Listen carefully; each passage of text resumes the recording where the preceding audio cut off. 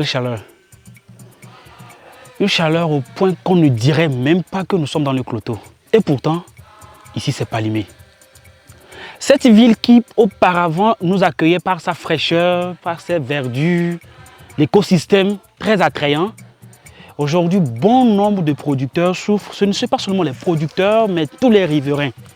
Car les forêts sont détruites, l'écosystème a perdu son authenticité. Qu'est-ce qu'il faut faire?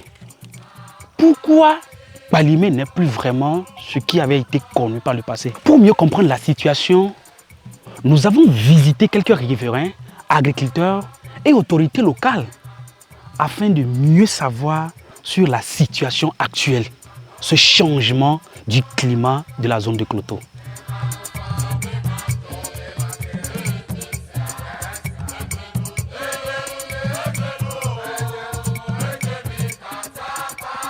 Autrefois, il faisait frais, les saisons étaient régulières et la nature protégeait les montagnes. Mais depuis quelques années, le climat n'est plus le même. Jean-Marie, producteur agricole à Tové-Agbessia, ressent les effets du changement climatique sur son activité agricole. Ce qui nous arrive actuellement, c'est qu'aujourd'hui, quand nous cultivons, il ne pleut plus comme avant régulièrement. Les périodes de semis et de récolte ne sont plus les mêmes. Quand nous semons en ce moment, il ne pleut pas. Et nous souffrons ainsi toute l'année et plus rien ne fonctionne pour nous. Cela devient de plus en plus difficile. Ce qui nous avantage un peu, c'est les cultures de manioc qui ne nécessitent pas assez d'eau pour produire. Mais pour les cultures vivrières comme le maïs et autres, cela nous pose beaucoup de problèmes.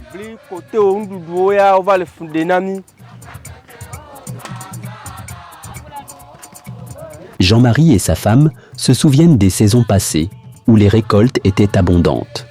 Mais aujourd'hui, la dégradation de l'environnement, aggravée par l'action humaine, menace l'écosystème forestier de Cloto.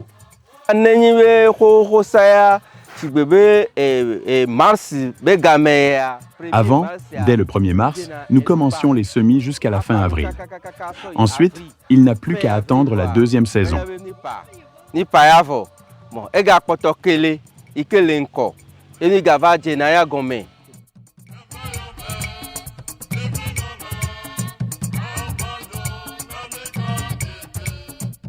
Au-delà de la productivité agricole, même au cœur de la zone forestière, la température a fortement augmenté.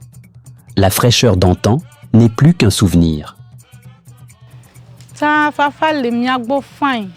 Avant, il pleuvait bien et il y avait de la fraîcheur chez nous. Nos cultures poussaient bien. Mais aujourd'hui, il n'y a que de la chaleur. Même dans la chambre, cela ne va pas. Il fait très chaud partout et il ne pleut pas. Les récoltes ne sont pas bonnes. Cela nous dérange beaucoup.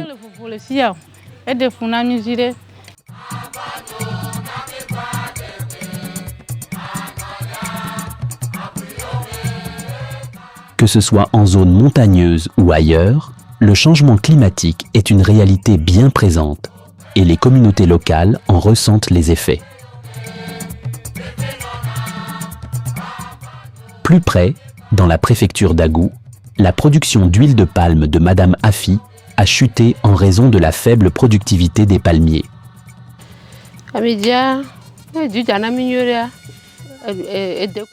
Quand il pleut beaucoup, les palmiers produisent assez de fruits et les fruits mûrissent bien.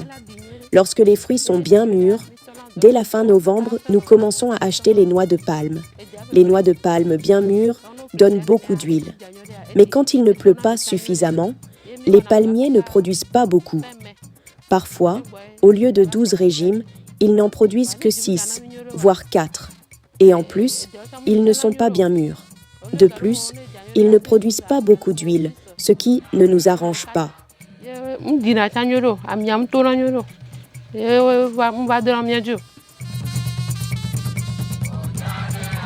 Damafi n'est pas la seule à en ressentir les conséquences.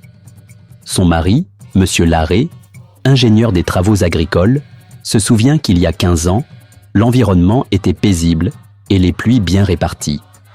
Aujourd'hui, sa production de riz est en forte baisse. Avant, on vivait avec des grands arbres, des très grands arbres, mais avec le temps, avec l'affaire de charbon ou bien de tronçonneuse, c'est-à-dire pour les bois de construction, il y a eu beaucoup d'abattage. Ce qui a fait diminuer énormément, c'est-à-dire la forêt. Et c'est suite à cela que nous constatons qu'au fur et à mesure que les forêts diminuent, on voit aussi le niveau de pluie aussi qui diminue ou bien qui n'est plus normal. Il est perturbé. Donc ça nous conduit vraiment dans une agriculture de loterie, si on va dire. C'est-à-dire qu'on joue à la loterie. Si c'est bien, et là il pleut bien, on gagne, il ne pleut pas bien, on perd. Dans la zone montagneuse d'Agou et de Kloto, la fraîcheur d'antan façonnait le quotidien des habitants. Le climat propice à la bonne productivité agricole influençait même les habitudes familiales. C'était, disent certains, la saison permanente des amours, un moment propice pour concevoir. Kloto et Poso, c'est les zones les plus riches de par leur production caféière, cacaoyère. Et la femme, telle qu'on la connaît, est attirée par l'argent comme le miel attire les mouches. Donc, de ce fait, la productivité, les gens était prolifique, on faisait beaucoup d'enfants, parce qu'il y avait de l'argent. Quand il y a l'argent, tu sais, il y a le plaisir, il y a la joie, l'amour structure, c'était ça.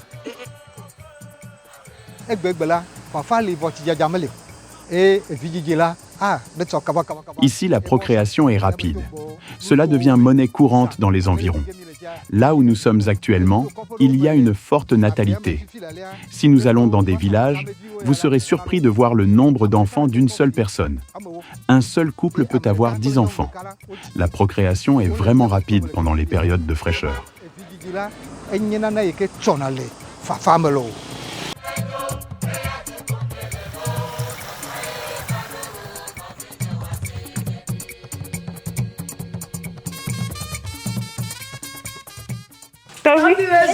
Yo, d'accord, mi foi. Mi la pema.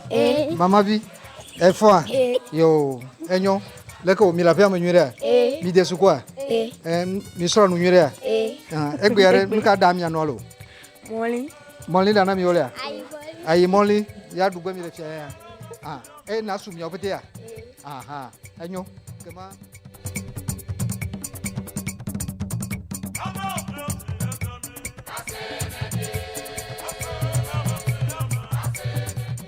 Le phénomène du changement climatique a gravi les échelons au fil des années. Malgré sa faible contribution aux émissions mondiales de gaz à effet de serre, l'Afrique subit des pertes économiques dues au changement climatique, estimées entre 2% et 5% de son produit intérieur brut selon l'Organisation météorologique mondiale. De plus, les sécheresses ont touché 88,9 millions de personnes en 2022, soit 59,6% des populations affectées par des catastrophes climatiques dans le monde. Face au climat changeant, Palimé, connu dans le temps avec sa fraîcheur, n'est plus le même aujourd'hui. Qu'est-ce qu'ensemble nous pouvons amener comme contribution afin de redonner à cette belle ville sa verdure d'antan?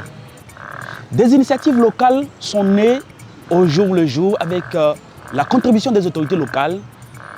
En témoigne cette forêt urbaine que vous êtes en train de voir derrière moi et une forêt urbaine créée par la commune Kloto 1, une initiative pour contribuer à restaurer l'écosystème de cette ville.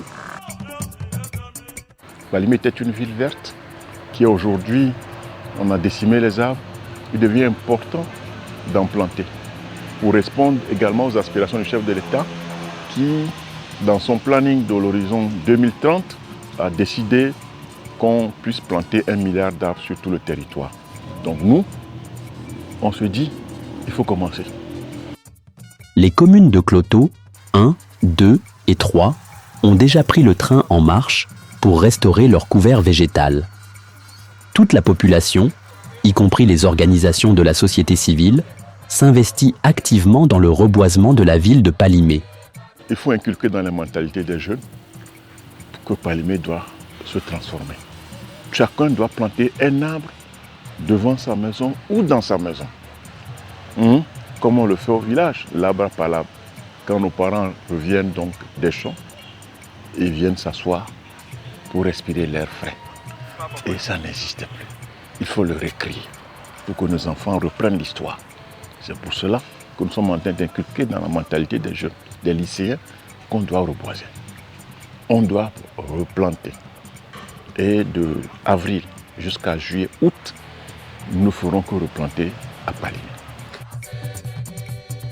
L'initiative de la forêt urbaine s'inscrit dans le plan climat des communautés locales. C'est un engagement citoyen qui entend contribuer à la réduction des émissions de gaz à effet de serre. De leur côté, les agriculteurs se lancent dans l'arboriculture pour restaurer le couvert végétal des zones montagneuses de Kloto et d'Agou.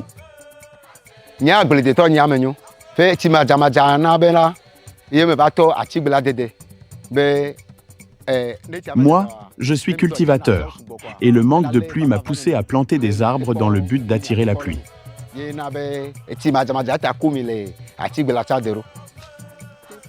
Nous devons varier les cultures, il faut aussi planter des arbres et les entretenir.